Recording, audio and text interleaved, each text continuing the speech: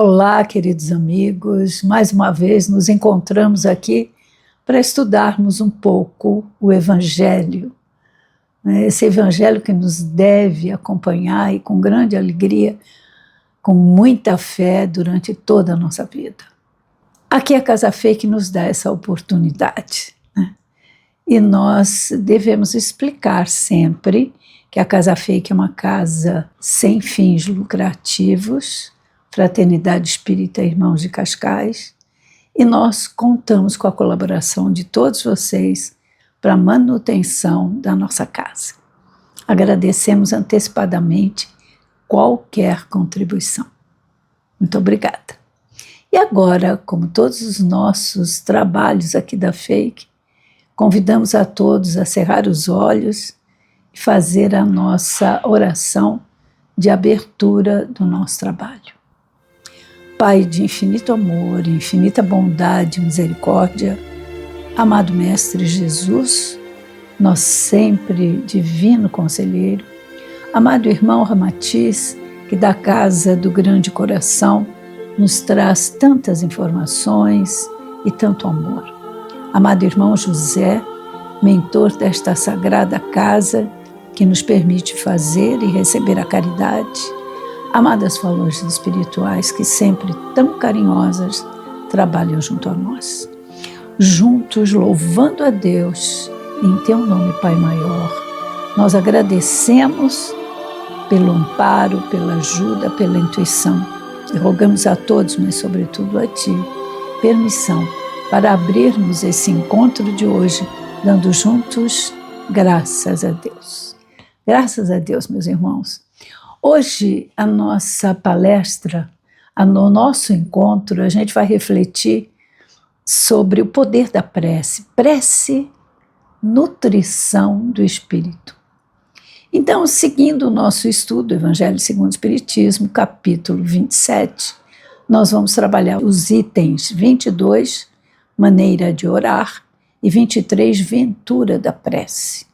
E temos comentários feitos pelo espírito de Monod e pelo espírito de Santo Agostinho.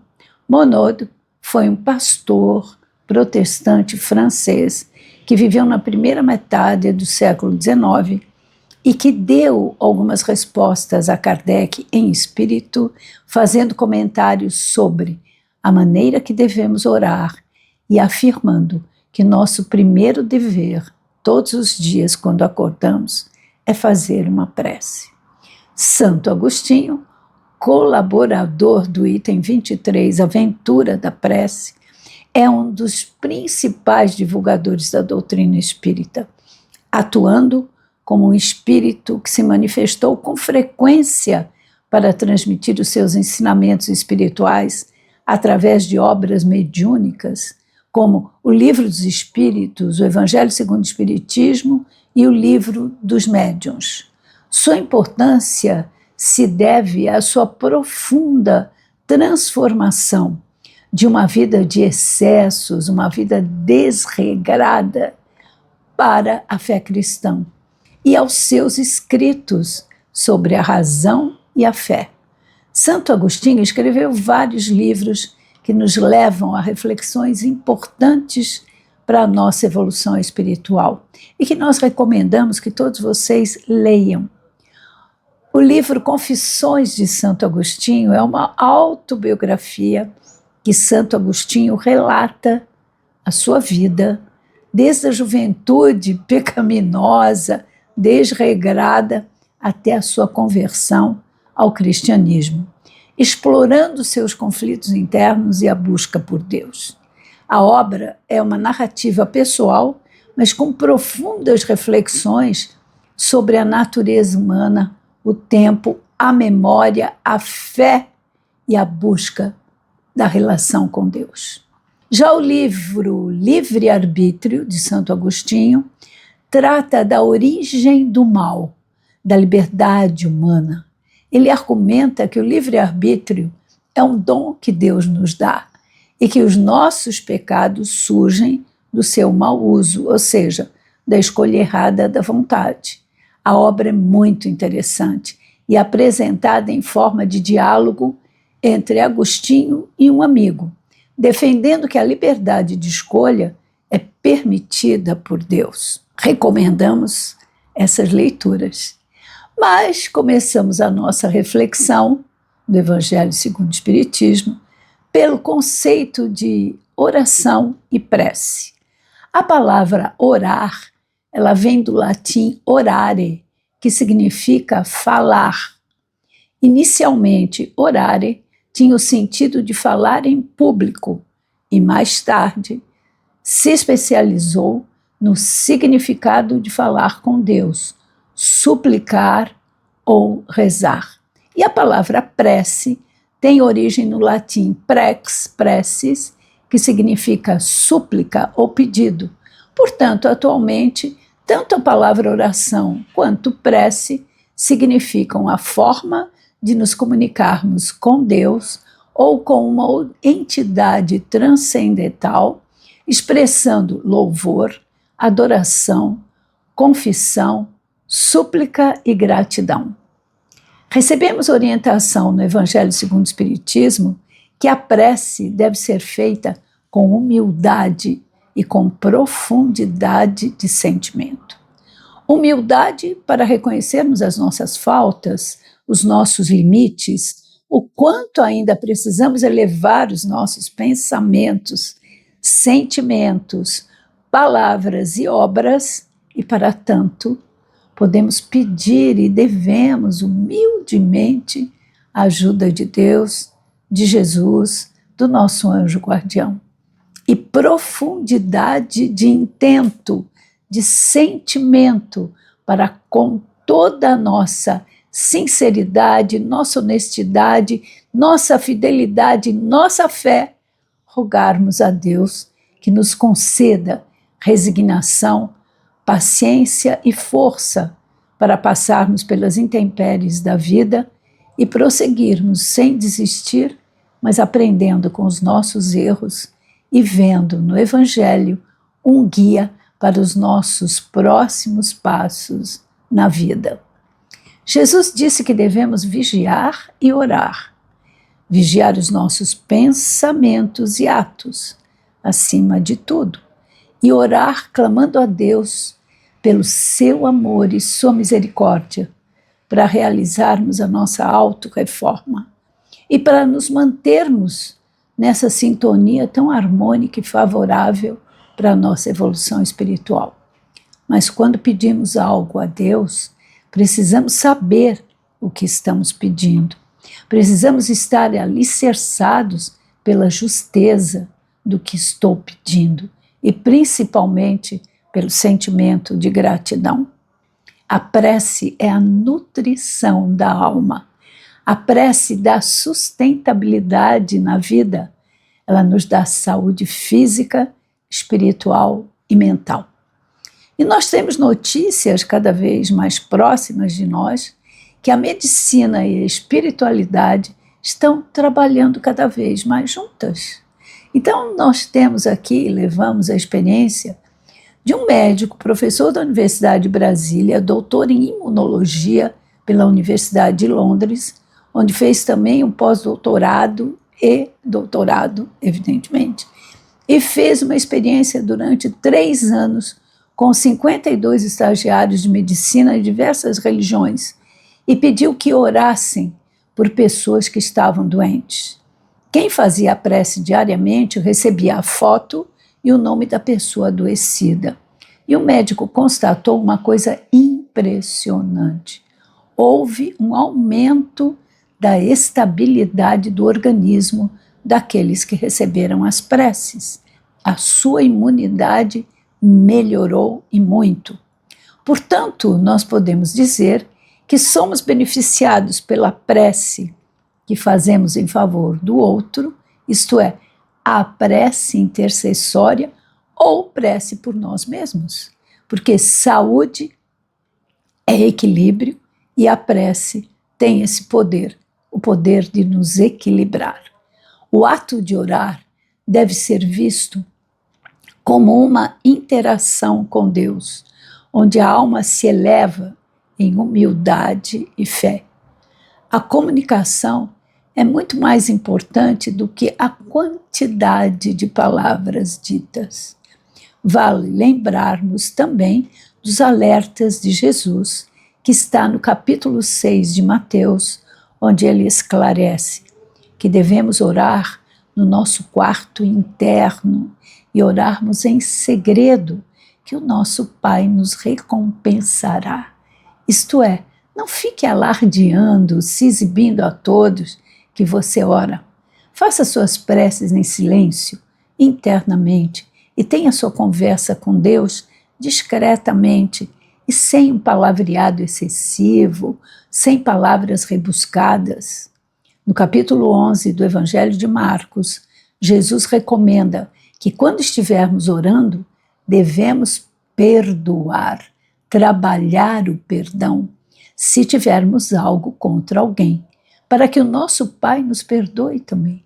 Isto é, devemos fazer para o outro o que gostaríamos que nosso Pai fizesse para nós. E devemos pedir perdão pelas nossas faltas, e quando reconhecermos a falta do outro, antes de orarmos, devemos buscar a reconciliação com o nosso irmão, fazendo um exercício de humildade, de empatia, de paciência e de amor ao próximo. Santo Agostinho, no seu comentário sobre a aventura da prece, afirma que Deus abre seus tesouros e nos dá todos os seus benefícios. Mas, como diz Santo Agostinho, somos homens incrédulos e ele enaltece o quanto a fé faz bem aos nossos corações. E Deus estende os seus braços amorosos, derramando bênçãos em nossa direção. Mas somente a fé verdadeira, que deve ser conquistada por cada um de nós, individualmente e à custa de esforço e dedicação, é que nos oferecerá tais bênçãos de forma efetiva e permanente. E encerramos este nosso encontro com uma história que nos deixa uma lição de fé e de oração. Um alpinista, considerado muito arrogante, audacioso, ele estava tentando alcançar um dos pontos mais altos de uma montanha de um determinado lugar, quando de repente começou a baixar uma neblina e ventos muito fortes açoitavam sem piedade o seu corpo nessa caminhada já tão difícil. E para complicar mais ainda, uma pequena avalanche de neve caiu sobre ele, e em função da neblina, ele não sabia a que altura estava, mas sentiu que estava caindo, e que uma parte da corda que o mantinha no alto enroscou no seu pescoço e estava enforcando-o. No momento de desespero, ele grita: Deus, me ajuda! E Deus pergunta a ele: que queres que eu faça? E o alpinista responde: que me socorras. E Deus disse: confia em mim e corta a corda. Mas ele não teve fé e não o cortou. No dia seguinte, ele foi encontrado por uma equipe de resgate.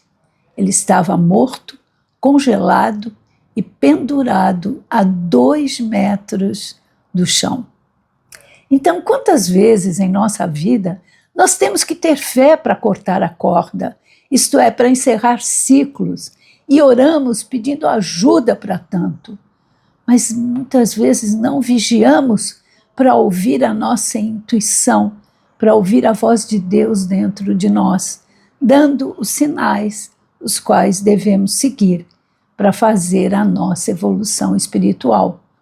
Logo, a mensagem que nos deixa este capítulo 27 do Evangelho segundo o Espiritismo, Pedi e obtereis, nos leva a crer que a prece, a oração, é realmente a nutrição da nossa alma.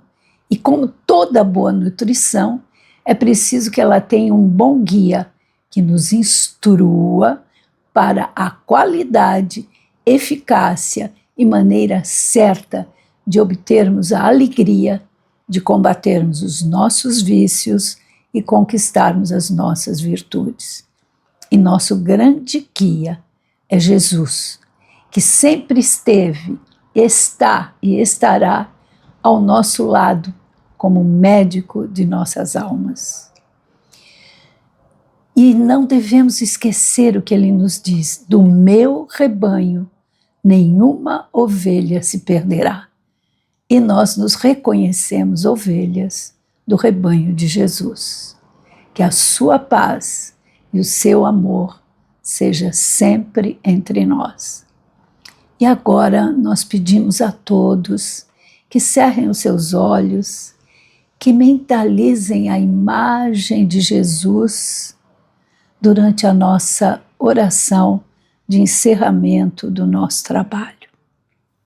Pai amoroso, Pai de tanta bondade e misericórdia, amado Mestre Jesus, nosso divino terapeuta, divino amigo, amado irmão Ramatiz, que da casa do grande coração nos dá tantas informações e tanto amor, amado irmão José, mentor espiritual desta casa, que todas as semanas nos proporciona a oportunidade de fazer e receber a caridade, amados guias espirituais, que sempre com tanto carinho estão junto a nós.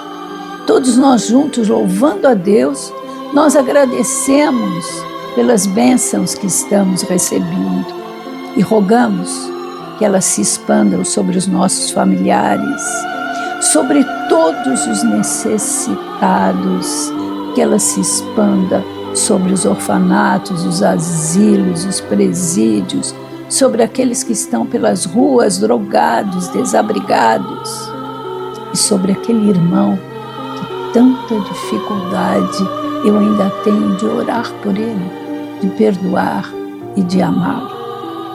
E assim, felizes, pedimos a todos, mas sobretudo a Ti, Pai maior, que rogue, que mande o seu manto sagrado, um manto de luz, um manto de paz, um manto de amor, cobrindo todo o planeta Terra e seu orbe, para que cada um de nós, encarnado ou desencarnado, possamos nos sentir amados, protegidos e iluminados. E assim, felizes, pedimos a todos, mas sobretudo a Ti, Pai maior, permissão para encerrarmos nosso encontro de hoje, dando juntos graças a Deus.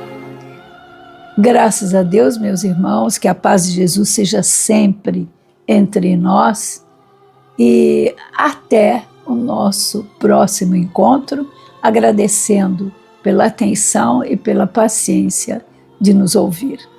Até lá!